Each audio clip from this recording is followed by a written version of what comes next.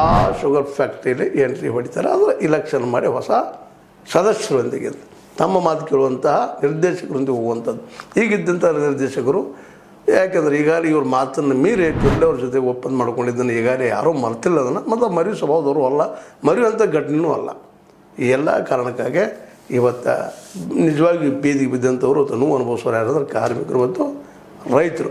ಇನ್ನೇನು ನಿರ್ದೇಶಕರಿಗೆ ನೋವು ಆಗಿರ್ಬೋದು, ಬಟ್ ನಡೆಸಬೇಕು ಇಲ್ಲ ರಾಜೀನಾಮೆ ಕೊಟ್ಟು ಹೋಗ್ಬೇಕು. ಈ ಸ್ಥಿತಿಯಲ್ಲಿ ಬಂದದು ಏನಾಗ್ಬೋದು ನೋಡು. ಎಲ್ಲರೂ ಕುತೂಹಲದಿಂದ ಚುನಾವಣೆ ಆಗ್ತದನೋ ಅಥವಾ ಅಂದ್ರೆ ರಾಜೀನಾಮೆ ಕೊಟ್ಟು ಹೋಗಿ ಇಲ್ಲ ಅವ್ರು ಜಕ್ಕೊಂಡು ಹೋಗ್ತಾರೋ, ಯಾಕೆಂದ್ರೆ ಲಾಭ ಮಾಡ್ಕೊಂಡು ಜನ ಇರ್ತಾರೆ, ಇರ್ಬೋದು ದುಡ್ಡು ಅವ್ರ ಕಡೆ ಆಯ್ಕೆ ಮಾಡಲಿ ಅನ್ನೋದು ಇಲ್ಲಿ ಅಭಿಪ್ರಾಯ. ರಮೇಶ್ ಕತ್ತಿ ಅವರು ಈ ಪಾಟೀಲ್ರದು ನೋಡ್ತಾ ಇದ್ದಾರೆ. ಅವರು ಸಮೀಪದಿಂದ ಕಣ್ಣಿಟ್ಟುಕೊಂಡು, ಯಾಕಂದ್ರೆ ಅದು ಎ ಬಿ ಪಾಟೀಲರು ಮತ್ತು ಕತ್ತಿ ಫ್ಯಾಮಿಲಿ ಬೆಳೆದ ಅವ್ರನ್ನ ಬೆಳೆಸಿದ ಫ್ಯಾಕ್ಟ್ರಿ.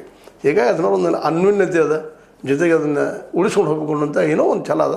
ಆದರೆ ಈ ನಿರ್ದೇಶಕರು ಬೇಡ, ಹೊಸದಾಗಲಿ, ಒಮ್ಮೆ ಏನಾಗ್ತದೆ ಸ್ವಚ್ಛ ಆಗಲಿ, ಏನಾಗ್ತದೆ ನೋಡ್ರಿ ನಾವು ನೀವು ಅಂತ ಹೇಳ್ತಾ ಇನ್ನೇನು ಇನ್ನೂ ಅನ್ನಿಸ್ತದೆ. ಅಲ್ಲಿ ಕಾರ್ಮಿಕರು ಮತ್ತು ರೈತರ ಬಿಲ್ಲಿನ ಸಲುವಾಗ ಅದು ಏನು ಅಂತಾರಲ್ಲ, ಹಸಿದ ಜೋಡಿ ಒಣದ ಜೋಡಿ ಹಸಿ ಸುಟ್ಟು ಹೋಗ್ತದಂತ ಬೆಂಕಿ ಇದ್ದಾಗ. ಹಂಗಾಗುವ ಸ್ವಾಭಾವಿಕ. ನಮ್ಮ ಕನ್ನಡ ಸುಳ್ಳಲ್ಲ ಮಾತು ಹೇಳುವಂಥ ಭಾಳ ಅದ್ಭುತ ಮಾತುಗಳು ಇತ್ತು. ಹೇಸಿ ಪಪ್ಪ ಸನ್ಯಾಸಿ ಪಪ್ಪ ಸರ್ವರಿಗೆಲ್ಲ ಹಿಂಗಾಗ್ಯದ ಇವತ್ತು. ಏನಿತ್ತು ಇದಕ್ಕೆ ನಿಮ್ಗೆ ಲೈಕ್ ಮಾಡಿ ಶೇರ್ ಮಾಡಿ ಕಾಮೆಂಟ್ ಮಾಡಿ, ಜೊತೆ ಸಬ್ಸ್ಕ್ರೈಬ್ ಮಾಡಿ. 16 ನ್ಯೂಸ್ ಅರ್ಥ ತಿಳಿಸಿದ್ದಾರೆ. ವಂದನೆಗಳು.